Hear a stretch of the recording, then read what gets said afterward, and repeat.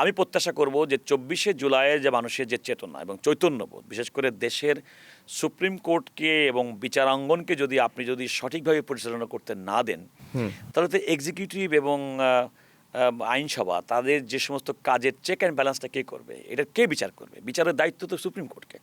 সুতরাং একটা স্বাধীন একটা যদি মনে করেন মাথা উঁচু করে দাঁড়ানোর যদি একটা প্রশাসন আমরা চাই, রাষ্ট্র ব্যবস্থা চাই, রাষ্ট্র ক্ষমতা চাই, তাহলে অতীতের যে সমস্ত অপকর্ম কিংবা খারাপ কাজের কারণে এত বড় একটা ফল হয়েছে বাংলাদেশে, তেমন কাজ আমরা কেউ করব না।